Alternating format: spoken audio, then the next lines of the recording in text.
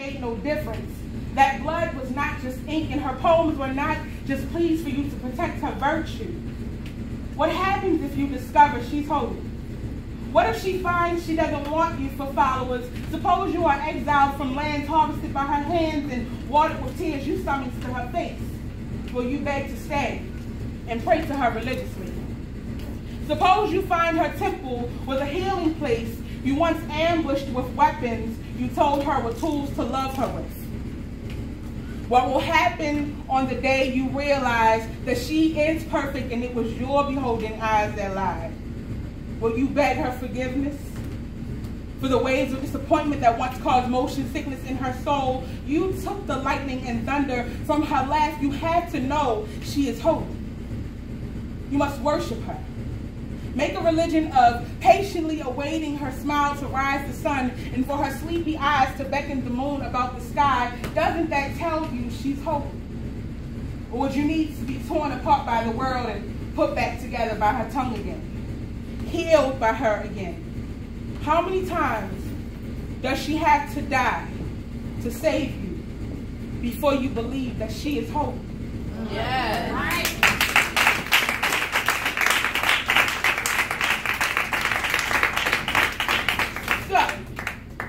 Some brothers in the house. Brothers, if you sitting next to a black man, a black woman, I'm sorry, as a black man, let her know she holy. Yeah, like right now, like church. Turn to your neighbor. Tell her she holy.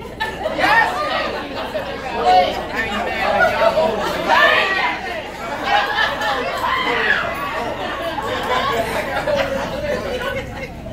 And I say that because I was raised with a Christian background, and Jesus, we all familiar with Jesus, right? I know. Okay, Jesus, your home. The worshiping of Jesus. Jesus healed, Jesus protected, he saved, he taught, and I was thinking, is this not all the things your mothers and aunties and grandmothers do? We holy. We God-bodied, and we got to own that. And so ladies, young, old, don't want to be honest about where you stand in that spectrum. Never allow yourself to be treated less than, ever. So, that's her, ode to a black woman. And we're going to bring up Bo Timmer. Oh, she got jewelry over here too. And I love it. And y'all might want to get to it before I do. But this is another sister I met via internet. But she's very open about everything. And I appreciate her transparency. I appreciate she just rises. She keeps conquering. At every turn, she conquers. And she's honest about when a bad day is a bad day. But she lets you know, damn sure, tomorrow ain't going to be the same. And so in that, I look to her post for that inspiration when I'm having a particular kind of day. So I asked her to come tonight, not only to vent, because I wanted the jewelry, but also to leave us with some words. So I have two poems. The first one is the original one, and the second one is not.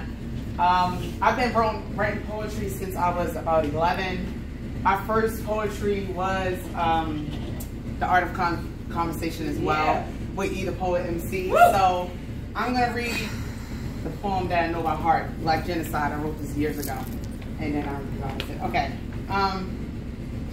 We are all Trayvon Martins and Oscar Grants and Freddie Grays of the world. Noose puppeteer. My mama taught us wrong, we want each other dead. It didn't take Planned Parenthood to wipe us out. We've been re-enlisted, enslaved since the end of the Civil War. Where's my 40 acres in a wool, huh? Slavery ain't dead, death would beware. We put aspirations and iPhones in hair. I'm lock and loading my gun, my life will not be in vain. When did it become okay to kill a little boy in plain day? Leaving a mother to mourn. White supremacy is real, we gave them that. Laid down in black cotton fields of sameness, the feet perfume the air. Every time I see little girls idolizing black fake hair. Brown eyes and nappy hair ain't good enough no more, so she whips her hair back and forth, while the oppressor sits and laughs at us fools, whipping and pulling at strings. Little boys in my hood become products of that environment. Gangs replace families broken by drugs. History repeats itself. No wonder there's so many single mothers. We're just perpetuating trends started by slave masters that ultimately fed our strength. The new slave, they cut out our and our daughter wounds because of our skin. They want us instinct. Who's to blame, white supremacy or our accessory to crime? We accessorize everything except exercise our right to human life. This cold world littered my soul. Black mediocrity spray paint our failures forever in Project Soul. Brick buildings become prisons we choose to multiply in. We're not equipped to survive in this jungle. We replace protests with Jordans. Marching in circles, consuming any consumer product able to console the death of a race. Blacks killing blacks, that's black suicide. I said blacks killing blacks, that's black suicide. When I grow older, when my daughter grows older, she's likely to be killed. Stereotypically wild with wild, coarse hair, hostile, angry, uneducated is all it takes to be the victim and suspect in your own crime. When I grow older, the likelihood of my killer looking just like me is increasingly real. Mama taught us wrong, we want each other dead. That's black genocide. All right.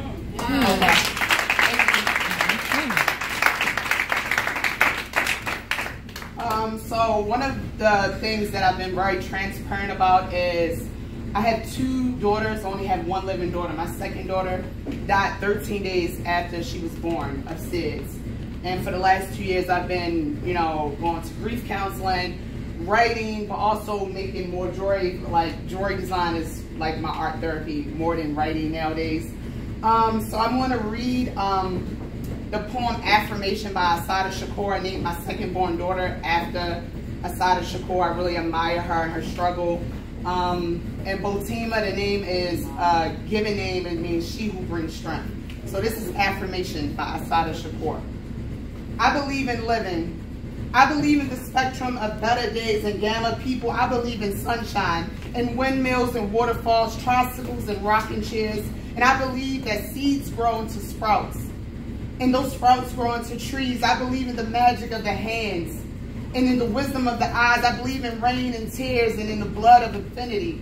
I believe in life and have seen the death parade march through the torso of the earth, sculpting mud bodies in its path. I have seen the destruction of the daylight and seen the bloodthirsty maggots prayed to and saluted.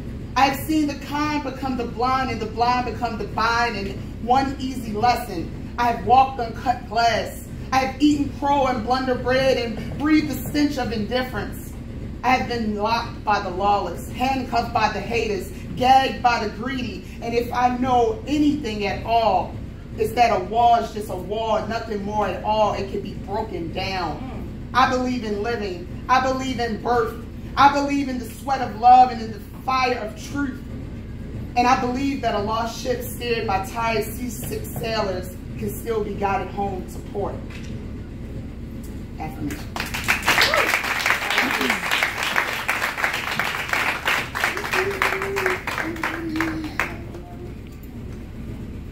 All right. See? Told y'all. So, brothers, I ain't leave y'all out. I know y'all sitting, with all these holy women and stuff. Now, I don't want y'all to feel some kind of way. I don't want no car arguments about eating all that. I don't want no phone calls talking about, Shamise, see what you done started? I'm not apologizing. But I actually wrote this piece with my male best friend in mind. Love him down.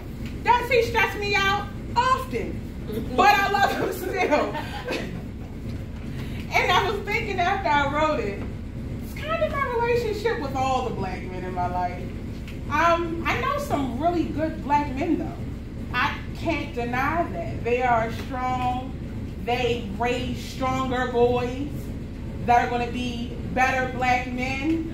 And I'm just glad that that cycle is going to continue and continue. It's hope for the future.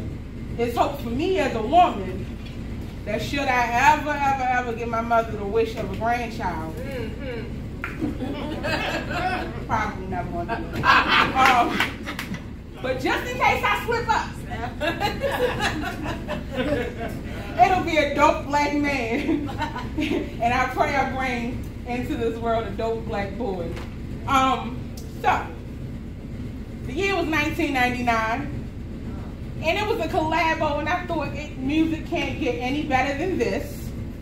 Erykah Badu and The Roots. I was like, what? Yes. What? Y'all remember the song, though? I'm gonna sing now. I'm gonna sing the hook. I'm gonna sing the hook. I don't sing, so. I was about to say, you better cut that out. I don't be singing. I've been talking melodically. Okay, melodic. All right. Melodic talking. Okay. But the hook went like this. Erykah Badu said, if you were worried about where I didn't know who I saw, what club I went to with my homies, baby, don't worry, you know that you got me. What that last line say? You got me. You got me. Sisters turn to a black man and tell him, you got me. You got me. Look at her when she say this, because I say her. Look at her. Right here. You start looking over here, she was only here like, I got you, boo.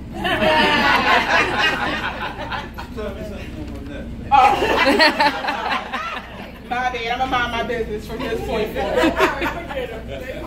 Sing the hook with me again, y'all. If you were worried about when I didn't know who I saw who, what was I went to with my homies, baby, you know that you got me. Even though you ain't always right, even though far too often you're too far from right, even though you down for a good argument, even though sometimes I find myself looking at you like you got two heads, even though you are stubborn like preacher and old people, even though sometimes you talk to me as if you're preacher and old people, even though sometimes you're too immature for my taste, even though you sometimes got your nose to the ceiling, even though our chests be touching from across the room, even when your pride and ego leaves no space for my voice, even though I sometimes question if I even really like you.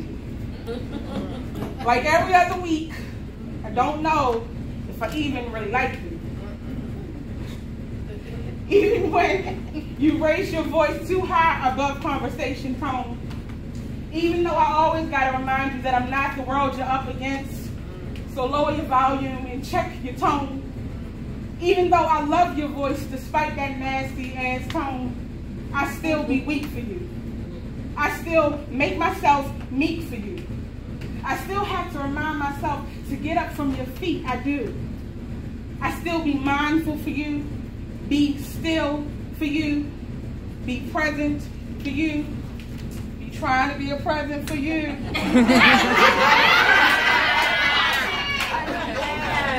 Be trying not to leave your side, even when you be acting all high and mighty, even when you forget you are high and mighty, even when you be passing me over, even when you be forgetting me, even though we know I'm unforgettable.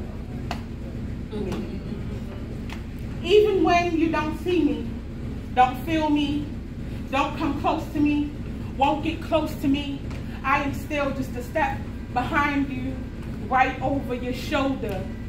So, if you were worried about when I didn't know who I saw who, what I went to with my homies, baby, don't worry, you know that you got me. Simple as that. Love a black man, y'all.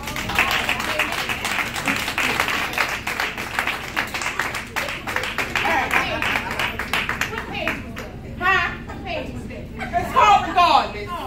And if you turn, how you say, Shay? What you say, turn in your Bible? Turn in your Bible to page. It's page 30. Coincidentally, that's